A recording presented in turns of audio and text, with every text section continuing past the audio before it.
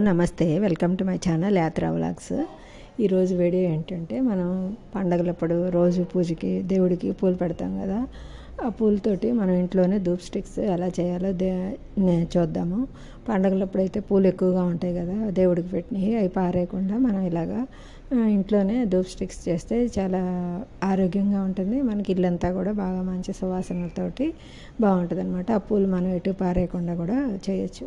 అలాంటి పూలు మనం ఎండబెట్టేసేసి శుభ్రంగా వాటికి కాడలు అవన్నీ తీసేసి బాగా ఎండబెట్టాలన్నమాట. పూలు ఎండబెట్టిన తర్వాత వాటిని బాగా ఎండిన తర్వాత మనం వాటికి ఏమేమి కావాలంటే పచ్చకర్పూరము, గుగ్గిలము, మనం ఎండబెట్టిన పూలు, కొద్దిగా ఆవు పిడక తర్వాత పసుపు, నెయ్యి, గంధం, ఇవన్నీ మనం మిక్సీలో వేయటానికి ముందు పూలు బాగా గలగల అనాలన్నమాట. ఎండిపోయిన తర్వాత వాటిని మిక్సీలో వేసేసి బాగా మిక్సీ చేసేసి మనం జల్లెడ పట్టుకోవచ్చు. లేకపోతే అలాగైనా కూడా వేసేయచ్చు. అంటే బాగా మెత్తగా వేసేస్తే ఇంకా బాగుంటుంది చూడటానికని అలాగే వేస్తారనమాట. ఫస్ట్ టైం కనుక నా ఛానల్ని చూస్తున్నట్టయితే సబ్స్క్రైబ్ చేసుకోండి, బెల్ ఐకాన్ క్లిక్ చేయండి.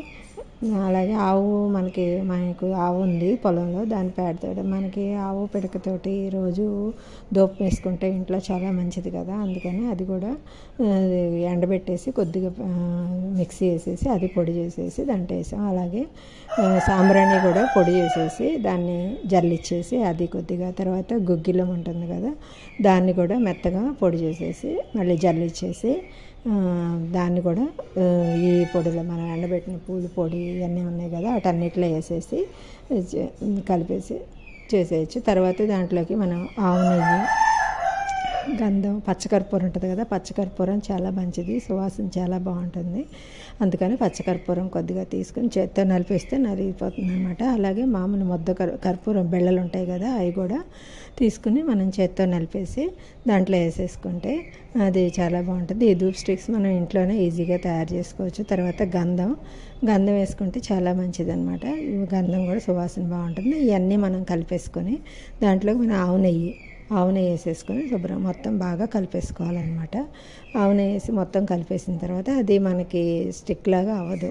అందుకని దాంట్లో మనం ఏం చేస్తామంటే, మనం గంగాజలం ఉంటుంది కదా ఇంట్లో, గంగాజలం లేకపోయినా మామూలు నీళ్ళతో అయినా కలిపేసుకోవచ్చు అనమాట. ముందు అదంతా నెయ్యితోటి మొత్తం కలిపేసుకొని తర్వాత గంగాజలం కానీ నీళ్లు కానీ వేసుకొని కొద్దిగా కలిపేసుకొని అవి మనం చేత్తో చేస్తే తెలుసు కదా, అలాగా ట్రయాంగిల్ షేప్లో చేసుకొని అలా ఒక్కొక్కటి చేసుకొని పెట్టిన తర్వాత ఈ 2-3 రోజులు ఎండబెట్టుకుంటే చాలా బాగుంటాయి అన్నమాట. తర్వాత వాటిని తీసి మనం డబ్బాలో వేసేసి స్టోర్ చేసేసుకోవాలి.